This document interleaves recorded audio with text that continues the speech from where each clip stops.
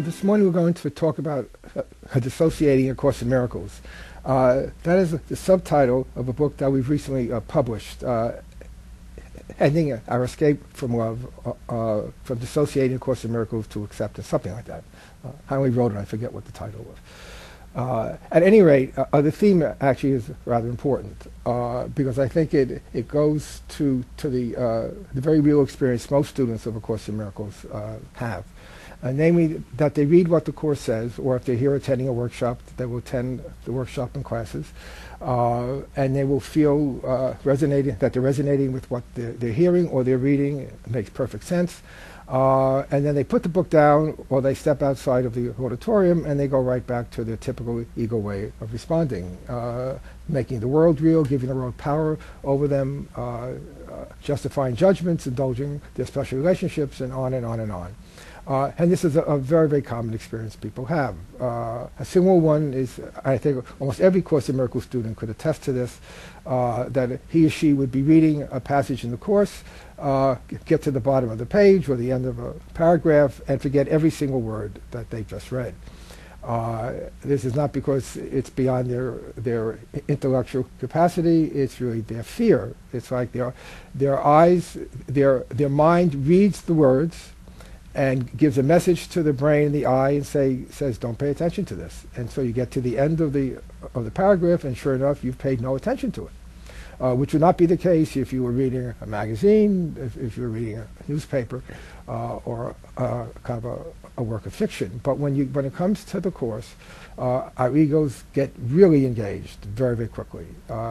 We recognize almost from the get-go that what we are reading, if we follow it along and we not only believe it intellectually but integrate it into our everyday experience, that this marks the end of our ego, because it not only undoes the thought system of judgment, specialness, attack, etc., but it eventually will undo the very existence, the very individuality that is who we think we are.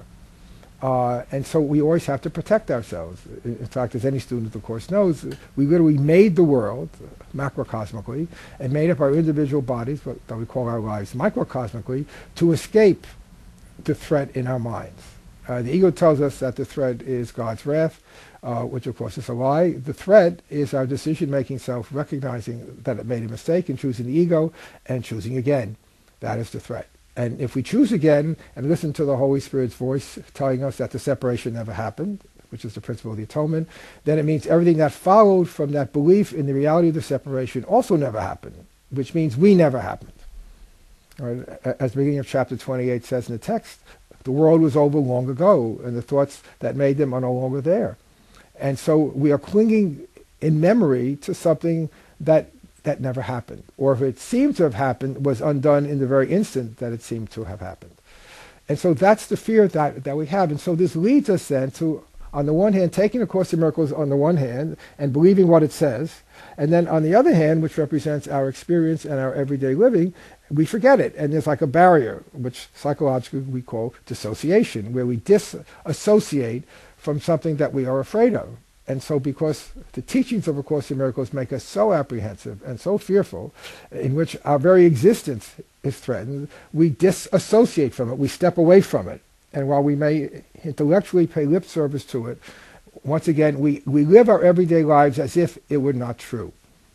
And what's needed when we become aware of this is not to do anything except become aware of it. The worst thing to do is to fight against our fear, to try to break through the barriers of dissociation. This merely strengthens them.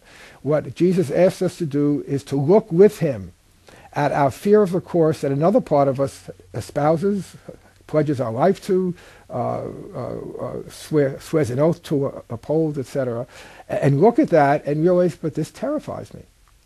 And that it's because of that fear that, once again, the only way I can protect my special individual self is to split it off or dissociate from it, thereby believing that I can escape from love. Because in the presence of perfect love, which is the only love that there is no room for individuality. There is no room for duality. There is no room for specialness. There is only that perfect love that's born out of the perfect oneness of God and his creation. So once again, all we need to do when we become is first to become aware that we are dissociating. and not to judge ourselves for it, not to feel guilty about it, but also not to indulge it or to justify it or rationalize it, but bring our fear to that loving presence of Jesus in our minds, and that's what will end the dissociation. And we do that day in and day out by practicing the constant lessons of forgiveness that we present to ourselves, to look on the world without judgment and to look on people with kindness. That's what begins to undo the dissociation, because the ego thought system is anything but kind.